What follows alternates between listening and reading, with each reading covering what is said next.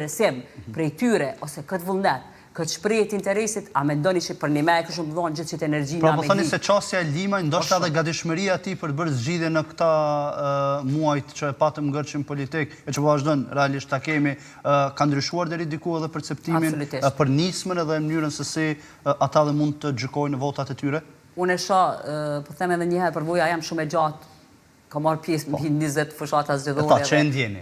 Absolutisht e vrej komunikimin e elektoratit. Në qoftë se ka një besim edhe një dëshirë tepër të madhe që ta shohin zotin Limaj në parlament. Deri ku shkon tash kjo, ju e dini që matematika politike nuk është që mundesh edhe me gjithë sondazhet e mëshme asnjëherë nuk është që është qelluar 100% si çka komenduar. Po flasim për një situatë që për neve në këtë moment është e tillë, është reale, është e akceptueshme.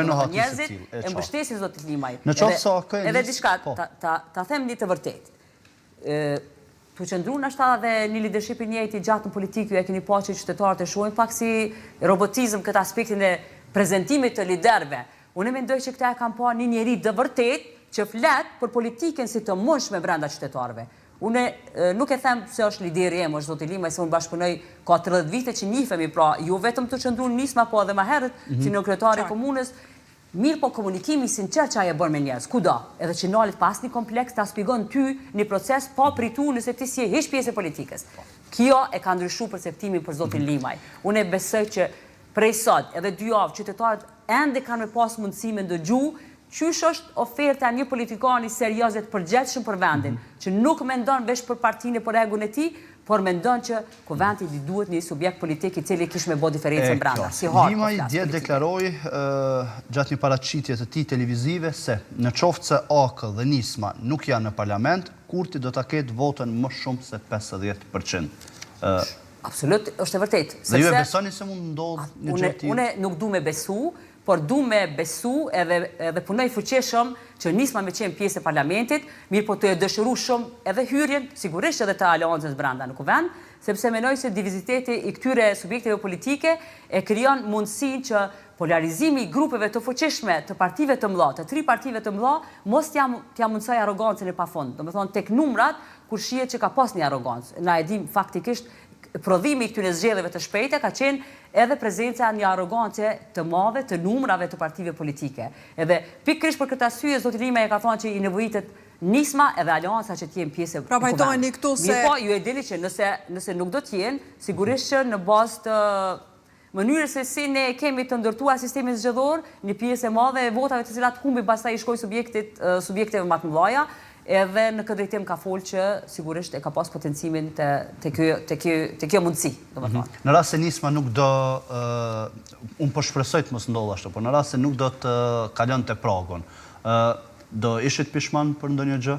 Me qënë se keni pas mundësi ndoshta deri diku. Sepse ju po e thoni se është me patjetër që tjetë Nisma pjesë e kuvendit. Dhe kësaj do ishit pishman për ndonjë veprim për diçka e cila ndoshta do e mundësonte më lehtë hyrjen tuaj në kuvend. A di si do të ishim pishman? Unë personalisht, domethënë, do të isha pishman nëse ne nuk do të hynim në garë.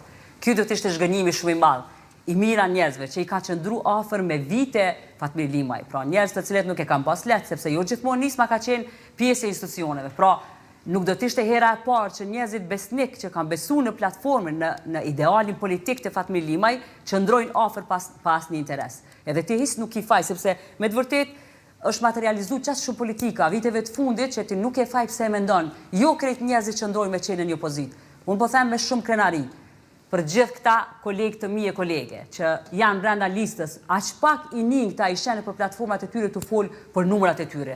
Besoni që unë edhe harroj çfarë numri kam, do me thonë, të gjithë e kam. Numri jëtë është i letë, bot me, numri 2. Po flasim kuptimi që nuk e sheni kërkon që është asi plasum.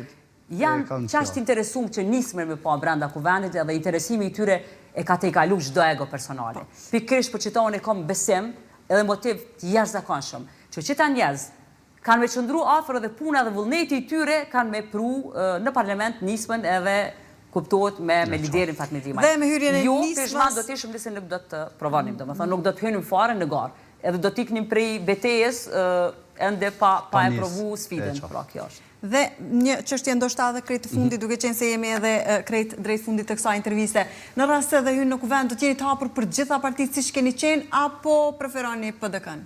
Ne preferojmë PDK-n, edhe normalisht e kemi thonë që me njëherë do të shkrihemi branda me antarët e tonë, me pjesë e deputetëve të nismës, edhe kjo është një projekt, është një ideal i gjithë njerëzve të cilët kanë qenë, po them, themelust e shqirimtarë të cilët e dojnë këtë bashkim. Pra është një motiv i jashtëzakonshëm, po flasim për pjesën shumicë që është ADN e UÇK-s. A i bie që vota për nismën është votë për PDK-n më pas?